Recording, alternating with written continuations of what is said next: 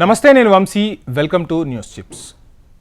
ఇల్లు తీసుకుని లోన్ అంటే పర్సనల్ లోన్ తీసుకోవటము లేదంటే గృహ రుణాలు తీసుకోవటం అనేది జరుగుతూ ఉంటుంది. ఇటువంటి వాళ్లకు వడ్డీ రేట్లు అసలు ఏ స్థాయిలో ఉంటాయి? సో ఈ రుణాలు తీసుకున్న వారు నెలవారీ అధిక మొత్తాలు చెల్లించాల్సిన పరిస్థితులు వస్తుంది. కొన్నాళ్లుగా reserve bank of India repo రేటులో మార్పు చేయకపోవడంతో బ్యాంకులు తమ వడ్డీ రేట్లలో సవరణ చేయడం లేదు. కానీ ఇప్పుడు అనూహ్యంగా రెపో రేట్లలో మార్పు రాబోతోంది. కొత్త గవర్నర్గా బాధ్యతలు చేపట్టబోతున్నారు. సో గవర్నర్ మారిన తర్వాత కొంత లోన్లపై అయితే వడ్డీ రేట్ అనేది తగ్గుతుందనేది తెలుస్తుంది. సో నగదు నిల్వ నిష్పత్తి, దీన్నే సిఆర్ఆర్ అని అంటారు, 4.5% నుంచి 4% తగ్గనున్నట్టుగా తెలుస్తుంది. ఇక బ్యాంకింగ్ వ్యవస్థలోకి 1.16 లక్షల కోట్లు అందుబాటులోకి రానున్నాయి. దీంతో బ్యాంకులు రుణ వితరణ పెంచడంతో పాటు పోటీలో నిలిచేందుకు వడ్డీ రేట్లు తగ్గించే అవకాశాలు స్పష్టంగా కనిపిస్తున్నాయి. ఇది రుణదారులకు కలిసొచ్చే అంశంగానే చెప్పాలి.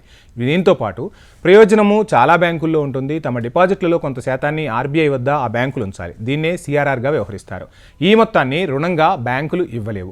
బ్యాంకుల్లో డిపాజిట్ చేసుకున్న వారు తమ నగదును విత్డ్రాయల్ చేసుకునేందుకు ఇవి ఉపయోగపడతాయి. బ్యాంకింగ్ వ్యవస్థలో స్థిరత్వానికి, ద్రవ్యలభ్యతకు ఇది ఉపకరిస్తుందట.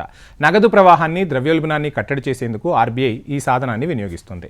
సిఆర్ఆర్ను తగ్గించడం వల్ల ఇప్పుడు రుణాలిచ్చేందుకు మరింత నగదు బ్యాంకులకు అందుబాటులోకి వచ్చేస్తుంది.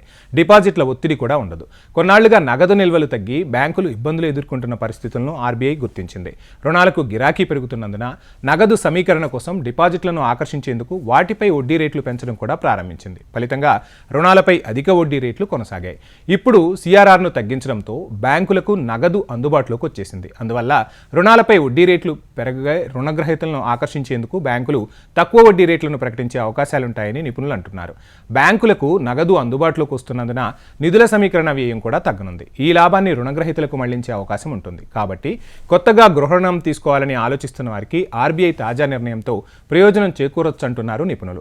ఇప్పటికే రుణాలు తీసుకున్న వారిలోనూ చలన వడ్డీ రేట్లకు రుణాలు తీసుకున్న వారికి ముందుగా వడ్డీ రేట్లు తగ్గే అవకాశం ఉంది. దీనివల్ల ఈఎంఐ భారం తగ్గుతుంది, లేదా రుణం తిరిగి చెల్లింపు కాల వ్యవధిలో కూడా మార్పు రావచ్చు. ఇది బ్యాంకుతో రుణగ్రహీతకు ఉన్న ఒప్పందాన్ని బట్టి మారుతుందట.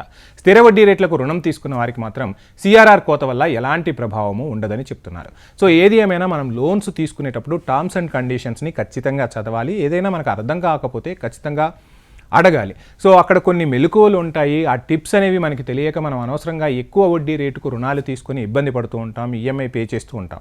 సో బ్యాంకుల నుంచి రుణాలు తీసుకోవడంలో తప్పులేదు, కానీ ఆ రుణం తీసుకునేటప్పుడు చాలా ఓపిక్గా ప్రతి టర్మ్ అండ్ కండిషన్ని తెలుసుకొని మనం రుణాలు తీసుకోవటం వల్ల కొంత డబ్బును సేవ్ చేసుకోవచ్చు అంటున్నారు ఆర్థిక నిపుణులు. సో పర్సనల్ లోన్స్ కానీ లేదంటే గృహ రుణాలు కానీ తీసుకునేటప్పుడు ఆర్థిక నిపుణులను సంప్రదించడం ద్వారా మనకు కొంత మేలు అనేది జరుగుతుందనేది చాలామంది చెప్పే మాట. ఇది ఇవాల్టి news chips. Please subscribe HM TV.